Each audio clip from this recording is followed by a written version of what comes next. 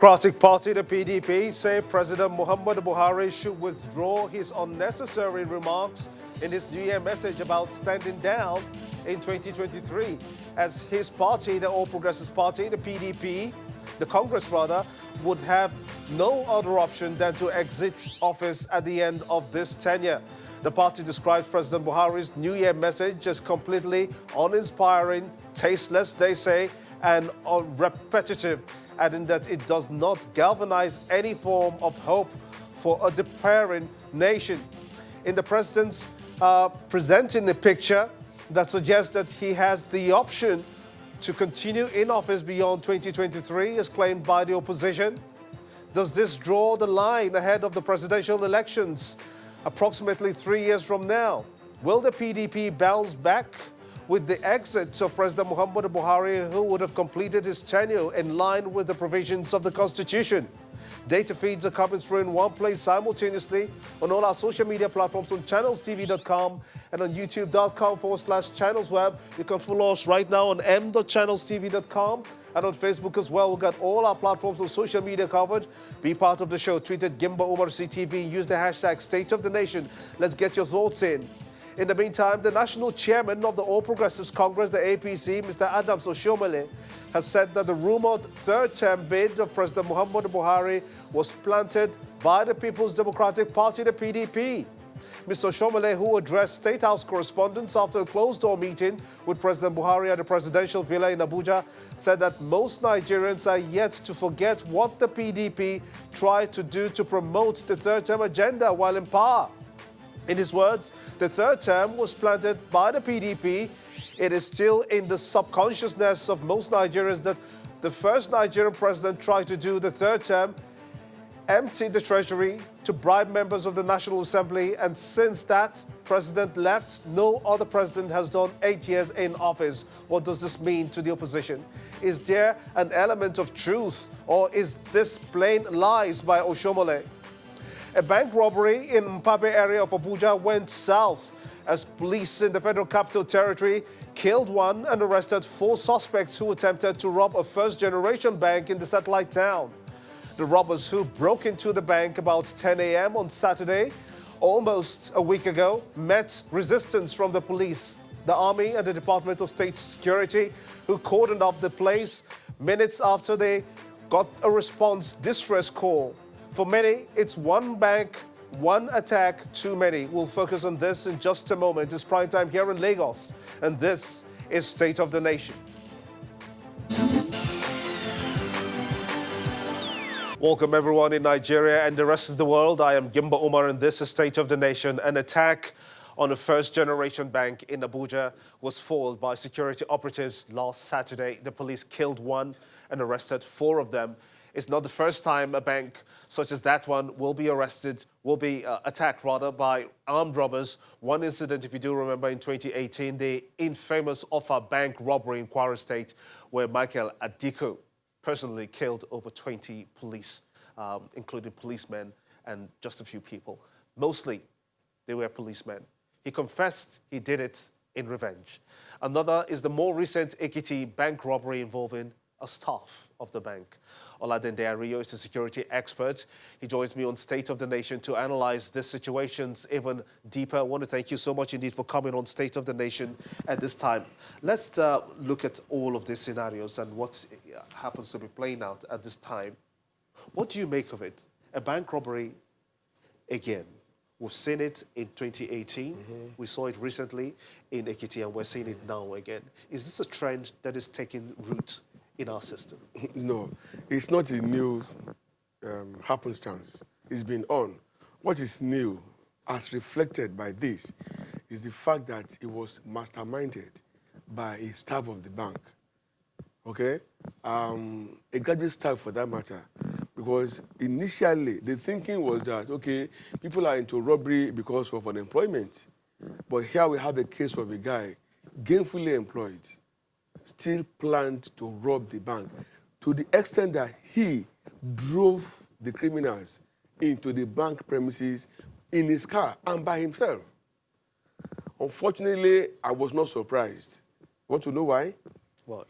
A few years back, I was in a conference in San Diego, a security conference in America, and a young man came to me and said, from Nigeria, I said, yes. Now, he now showed me a CBN report, about 4 consecutive years, whereby there were the figures of insider dealings, as in insider thefts, was increasing year after year. And he asked me, why can't we, professionals in Nigeria now, do something about it? I was touched. I thanked him. I came back home and I wrote a paper to the man who was the MD and chairman of a bank, and at the same time, CIBN chairman or president. CIBN is the Charter of Bankers of Nigeria. Now, in all, my letter had a line that angered the man.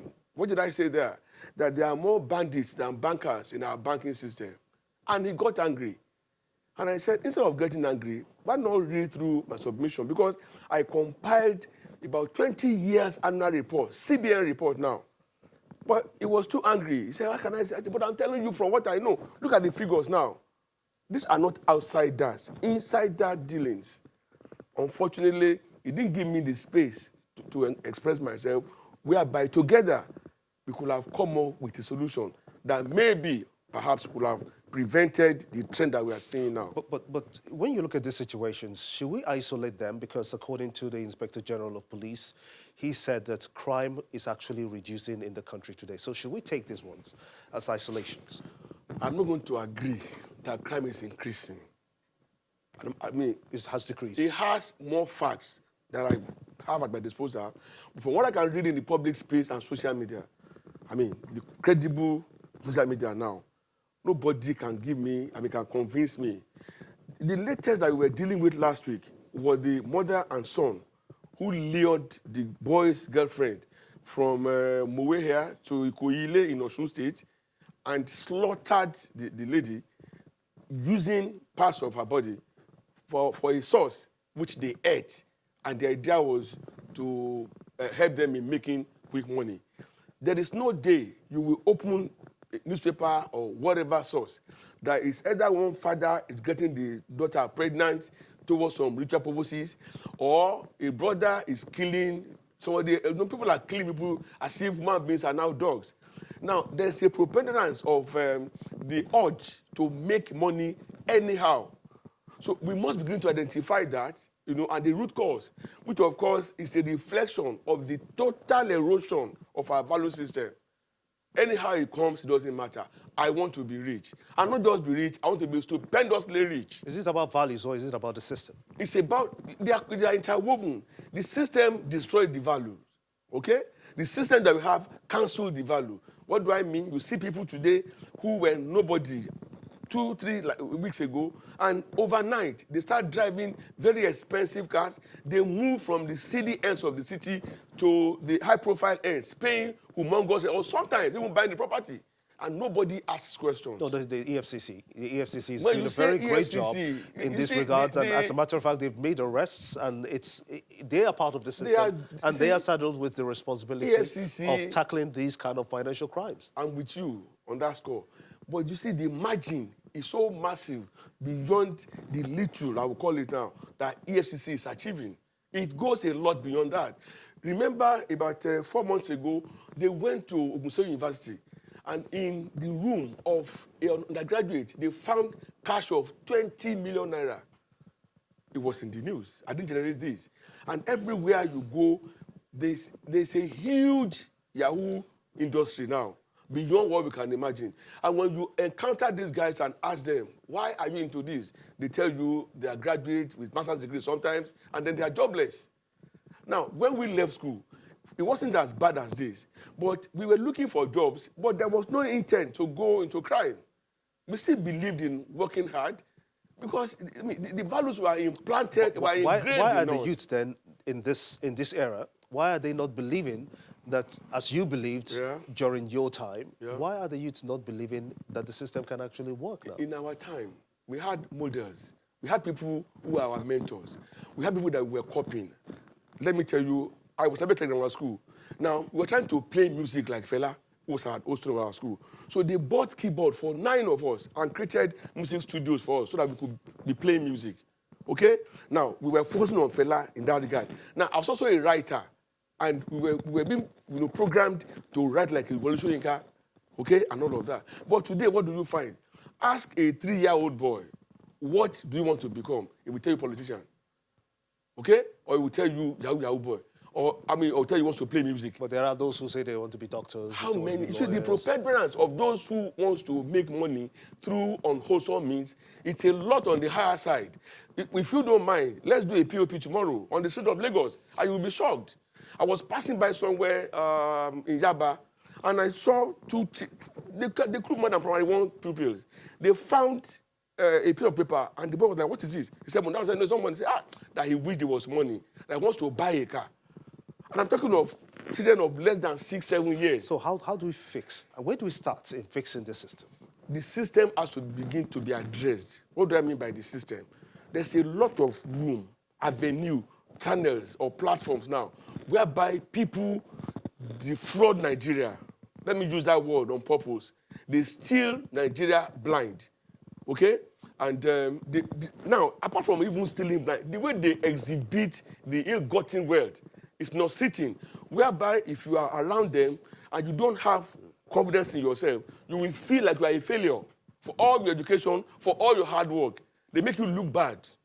So we must begin to address it from there. Number 2, there's this consensus here now that the moment you are either appointed or elected into political office, your life is made. It shouldn't be like that. Those who are occupying these offices are our servants. Okay, so if they are actually serving us, not against us being impoverished, it won't be like that.